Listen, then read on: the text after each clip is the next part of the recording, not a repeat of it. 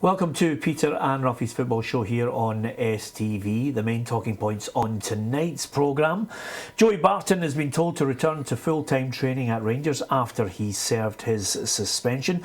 Scott Brown has been named in Gordon Strachan's Scotland squad for the crucial World Cup qualifier against England at Wembley. And Celtic get a credible draw in Germany to keep their Champions League hopes alive. That's just a few of the talking points. Alan Ruff and myself, Peter Martin, will be discussing with our boot room guest, I'm delighted to say, Morton midfielder Ross Forbes. Ross, delighted you are with us on the basis that 17 years is a long time to wait for a Renfrewshire derby win, but it came last night. It definitely is. I think the fans have been, searching for a win for 17 years, and I think we thoroughly deserved every 3 points that we got last night, and I'm sure the fans will be happy. They've got the bragging rights for another few months. Yeah, absolutely. Ruffy, it was a great game. Thoroughly enjoyed watching it. It was hotly contested. Good crowd there as well. Crowds right up until kick-off, trying to get in through the turnstiles. Everything you could look for in a derby. Yeah, I was hoping that obviously, as I said last Saturday, that Morton would get on a wee run, because they deserved it after the performance they put in against in the semi-final, and it was unlucky there. But I mean, sometimes you go on a right downer and you go, that's us, we're not going to. But they picked themselves up. They've showed a lot of experience there, and that win last night would just capitalise on what they've been doing, and then they're pushed right into the league playoff contention, and it's all looking good. Yep, absolutely. We'll talk in greater detail with Ross about that performance and some of the star men in the side. Ross, of course, created one, scored one, and still didn't win man of the match. We'll digest that as well and get his thoughts on it. But Jim Duffy's men looking good. OK, let's cut to the chase on Joey Barton. Returning to full-time training, has to adhere to certain rules when he returns as well. What's the game plan? Well, again, we're not privy to what the discussions were. Obviously, the discussions have probably been going on for a while. From the outside looking in, it looks as if there's some kind of agreement being made. But from me, just my opinion is, let's wait and see if he plays. I think that's the big one. That is it just a sort of a stopgap until certain things are tied up, but if he doesn't play, I still would expect him to leave in January, unless Rangers come out with something else. But that's the way it looks like. It looks as if it's a legal thing, that they have to go through this procedure. You can't just say to somebody, no, you're not coming back. They have to be a compromise that he's seen to be still doing his contract. Yeah, well, unless there is a huge act of contrition from Joey Barton that's brought about this return to Rangers training, I think you're going to wait to the January transfer window. Although if you were outside not really knowing the ins and outs of it, Ross, suddenly Nico Kranjčar is out for 6 months with medial ligament damage, and that's a blow for them, and there's a guy there, a ready-made replacement if all things were being well. Yeah, I mean, it is. Obviously 6 months is a long time for a player of his quality to be out, and it's a big player missing for Rangers now. So they've got a player there who they're still paying on the sidelines. Of Joey Barton's experience, it's a good option to just bring him back and see where it goes up until maybe January, and see where to take it from there. Yeah, gut feeling for me, Ruffy, I think they'll sell him. Yeah, I think they'll be doing well if they get a lot of the money that they could have been shelling out there. It'll be interesting to see. I'm sure he's done well down in England. I'm sure clubs will take him. I'm not too sure about clubs coming in and paying a lot of money for him, because obviously there's only about 4 months of the season left. So it's a tricky one, but obviously we're not privy again to the money that's been discussed, and what the deal is, if there is a deal. So I think the powers that be who are actively discussing it will know exactly what's going to happen.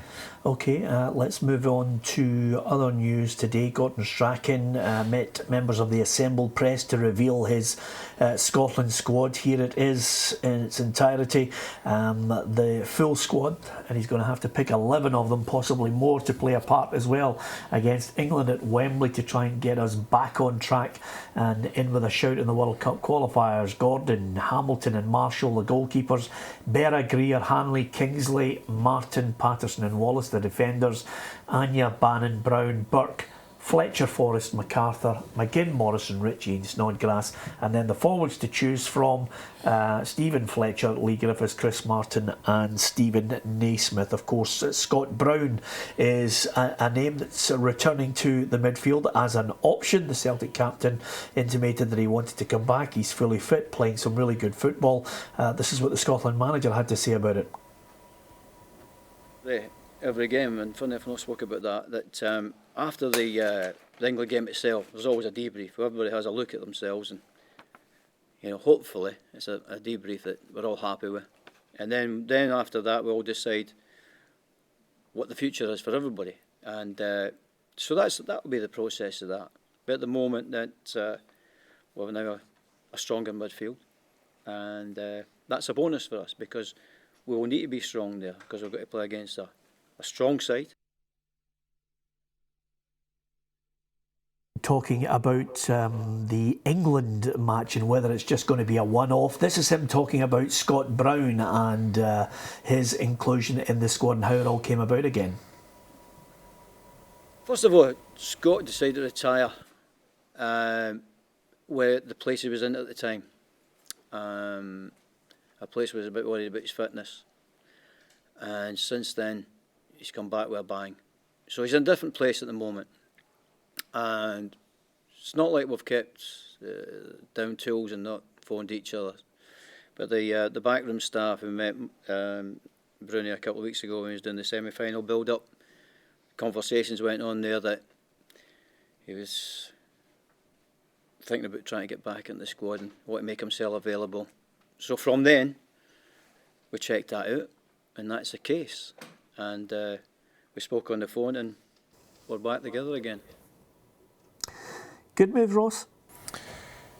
I think at this moment in time, yes. I think Scott Brown's, playing the best football he's played for a while, and it can only benefit Scotland.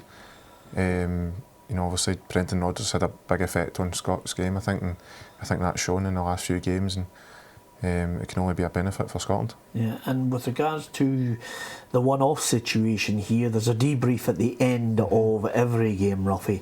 It's a nice way just to avoid going into it in any great depth, which I think is the right attitude that Gordon Strachan should take. Yeah, I think you need to take the fizz out of it a wee bit, and let's concentrate on the game itself rather than wondering whether Scott Brown's going to be there or not going to be there. Let him just go out and play the game.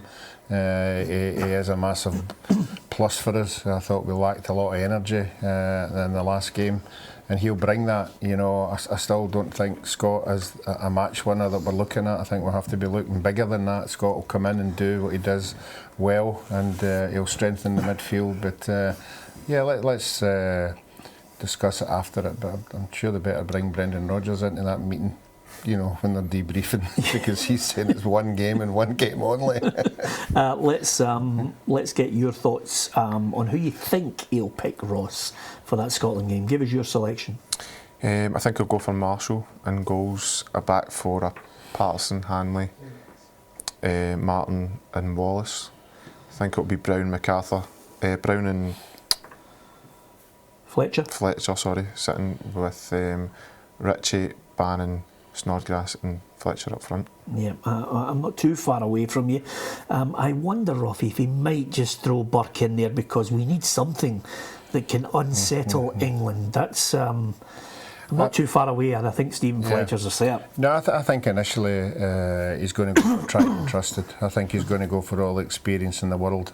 I think the first half hour of that game is going to be important. We don't want to concede in, and I think the boy Burke could play a big part if things go well in the game, to bring him on, because you're right, he does give you something that we don't have. So I'm just going to go for a five in midfield. He touched on it there, that the midfield's going to be really important. I'm just going to go Ritchie, Brown, Fletcher, MacArthur and Snodgrass, and you can shuffle them about wherever you want, but they'll be the five I think that he'll go for, the tried and trusted. Yeah, I'm just worried about Snodgrass if he doesn't play this weekend. Yeah, if he doesn't play this week, you wouldn't have thought. I mean, obviously you have to look at his injury and see how it is, but you don't want a player just getting picked, and breaking down after 10-15 minutes. That would just throw the whole plan out the window. But I hope he is. I mean, I think he is another Scott Brown. I think he's another mainstay of our side.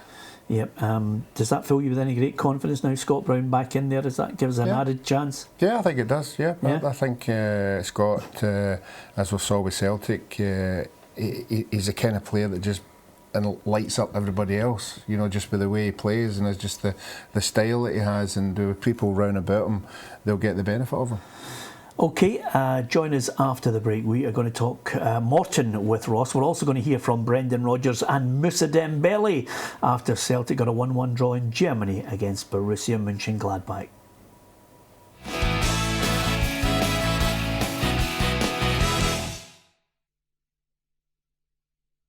Welcome back to Peter and Ruffy's Football Show. Our boot-room guest, I'm delighted to say, is Morton midfielder Ross Forbes. We're going to talk Taunton against St Mirren last night shortly. Just before that, there was a big game in the Borussia Park Stadium.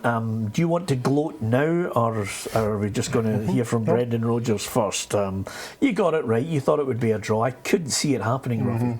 Well, I think if we look at the game at Parkhead, I think quite rightly people would be saying that. But I think the style of play away from home in Europe suited Celtic, you know, to sit in and hitting the break, whereas at Parkhead they had to go and try and win the game, you know, and by going and trying and win the game there was gaps appeared and Borussia were a quality side, so it was a sort of a reverse role for me. You know, they then had to break down Celtic, and Celtic proved that they have improved. I mean, Brendan Rodgers keeps saying that the team is improving week on, week out, and that was a proof last night. I know they didn't win the game, but it was a better performance than what usually has been happening away from home. They looked as if they knew what they were doing. They got a wee rub of the green here and there, and he's right at saying at the end, you know, they could have nicked it. Yeah, absolutely. He's talking, of course, about Callum McGregor's shot right at the end that could have actually resulted in a 2-1 scoreline.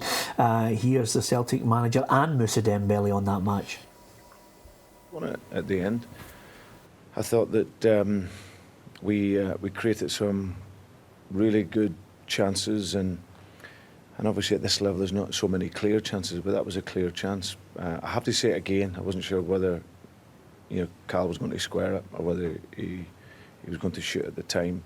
He's normally very good. You see him in training when he breaks into those situations, normally gets a finish. But I thought the build-up play and some of the quality and the combinations in order to arrive in there was very good. But no, I'm absolutely delighted with the performance. I think that was the victory for us tonight in terms of showing that we can play at this level with a personality, in particular away from home. I think we did it against Manchester City, and we have now here away from home, and that gives us great confidence for the future as we continue to develop the players. I think we play much more better football. You know, we believe in ourselves and we produce some good stuff, and we have a lot of chances. I think that we deserve better in this game, and you know, we keep learning and on to the next one, and hopefully we can get a result.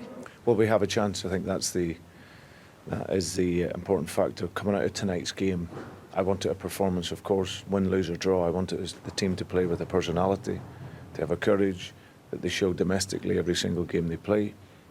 We got that tonight, and we also got a point, and now it sets it up perfectly for the next game. Tough ask, a tough game, of course, but if we can get a victory, it would be huge for us, and at least we're still in with that fighting chance. All they have to do is beat Barcelona, Ruffy. Yeah, they look as if they're off the boil now, you know. So but no, it's going to be I'm sure the Celtic supporters have been there before, and it doesn't matter who you are coming to Parkhead. Obviously, with the results before against Barcelona, they'll go there with belief. They'll believe that on the night, you know, strange things can happen. You know, but I still say, as Man City proved the other night, you've got to get at that defence. You've got to come up with a plan to get at them. You know, because if you don't, then the other three will cause you problems. So it'll be a massive night, and I think that's all that Brendan Rodgers wants. He just wants the fans to savour every moment of this group, and certainly if they could pick anything out of that game, it'd be great. Yeah, and you predicted Man City to defeat Barcelona as well, didn't you? Yes, I did. Yes. It's been a good night for you, Ruffy. 1 out of 365 is not too bad. Let's have a look at that group table just to see exactly where Celtic sit in it. Of course, the battle for third and European football in the new year, I think, is still on the agenda now with that draw. But big ask, Barcelona on the horizon and Manchester City as well, providing, of course, Manchester City do the business against Mönchengladbach. Ross, do you watch these games, look at these players, see that standard, take something from it when you're always trying to learn? Definitely. I mean, any football player would want to play in the games, and they're massive games, but it's a million miles away from where I am at the moment. But you obviously try and watch it and try and take a wee bit here and there of it, and if you can take probably the tiniest wee bit of it, it would probably help improve my game, and definitely try and watch them as much as I can. Yeah, and with that in mind, was there a general feeling of just being completely gutted in the squad that you were so close to maybe taking them on in a final, Celtic? It was. I mean, I thought the boys done tremendously well. At the semi-final, obviously I was suspended myself, but there was a chance. Jai Katongo had the chance in the first half, and if he takes that, it might be a different game. But that's the thing. That's football, and we've just got to take encouragement from it, and hopefully it can have a good impact on our season. Yeah. Well, I'm going to be very complimentary towards you now. What a goal last night. I mean, it was a goal, Ruffy. The second goal that Morton scored was worthy of winning any game at any level. From Jai Katongo nutmegging someone with his back to him, taking two players out, then Oliver takes the ball up, flicks it into yourself, Ross, and the finish just sublime. I mean, it's one of those goals that I think every player appreciates. It is. I mean, it's one of the things that might not happen very often, but when it comes off, it looks brilliant. And obviously, you said they're starting from Jai, the back heel, and then Gary's driving at defence and he slips him in. So it's brilliant. It's good to watch. Yeah, it's a bad day when you provide one and then score one and still don't win man of the match. What was that all about? I think Gary Oliver's dad was picking man of the match. You're not wrong. Listen, I caught up with your manager Jim Duffy right after the match. Well, I certainly don't think it was an exaggerated scoreline. I think we more than merited a two-goal victory. So I think we played really well tonight, scored some fantastic goals. But overall, I think our play was a joy to watch at times. Yeah, the second goal would have been fit to win any game at any level. You must have been pleased with the way it was executed. Look, it was a magnificent goal. I mean, starting from Jai's little drag back keeler, and then Gary's same reverse pass into Ross and a fantastic finish. But everything you'd like to see in football was evident in that goal. In particular execution, which is always the most difficult part, but the awareness, the imagination, everything. And then the third goal again, was a fantastic finish from Gary right in the top corner. So overall, I think every single player tonight played well, and that's what happens. If you play well, you've got a chance of winning. Suddenly you're fourth, suddenly maybe everybody's starting to put the expectations a little higher for you. Well, expectations will always rise if you get good results, and you don't mind that. We've just got to keep a lid on things. As I say, we're away to Falkirk on Saturday, that's going to be tough enough. And so every team in this division is capable of winning, on their day. And if we can add consistency to our game, then I think you saw tonight that we can be a very entertaining side and a side that can go and take the game to the opposition. What about your expectations, or do you expect to be in the mix with the squad that you have here?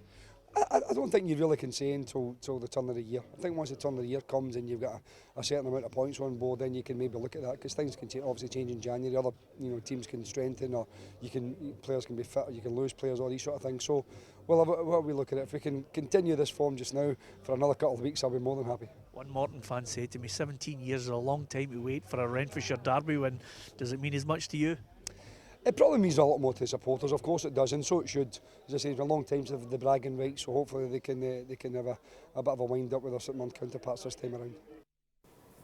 Certainly meant a lot to you guys at the end of it. As we look at the championship table, I didn't think you were possibly capable. I'd picked 4 teams, didn't include Morton for the top 4, but suddenly after watching you guys last night, as Jim said, if you guys can maintain that type of football, you must feel confident you can be in there. Of course. I mean, I think that's 4 or 5 games in a row now we've won in the league, and obviously it helps if we can maintain it.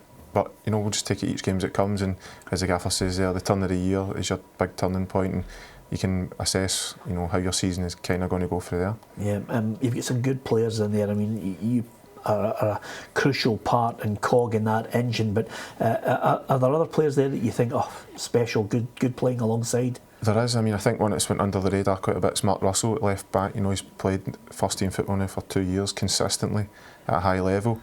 And maybe because he's not a forward player, doesn't maybe score goals he doesn't really get the recognition that he deserves. But also then you've got Kitongo, who is scoring the goals, and you know he's getting the recognition that he deserves in the 21 squad as well. You've got Gary Oliver, whose dad picked man of the match last night. Yeah. And, you know, there's a lot of good players. You know, 2 players on for Celtic, Jamie Lindsay, Aidan Nisbet. You know, very good players as well. So, you know, there's a lot to be positive about at Morton. Listen, we wish you the best for the rest of the season, Ross. Delighted you could come in. Thanks. Give me your prediction: England, Scotland. 1 each. Yeah, I'm going 1 each as well. Okay, I hope you two are right. Coleman, Ranieri, Guardiola, Klopp, Pochettino, Santos, Deschamps, Zidane, Simeone and Enrique. 10 players, 10 managers for the FIFA Manager of the Year. Who's your shot, Ruffy? I think it'd be between Ranieri and I think Coleman will get a mention because of the Euros. So, who is it? Ranieri. Got to be Ranieri. Okay, thanks for that. We eventually got it out of you, Ruffy. You've had a good night, 24 hours of predicting the scorelines. Let's see if that continues over the weekend. Well done to Morton and winning that Renfrewshire derby. Great to have Ross Forbes in with us. From Ruffy and myself, join us tomorrow on the show if you can. Good night.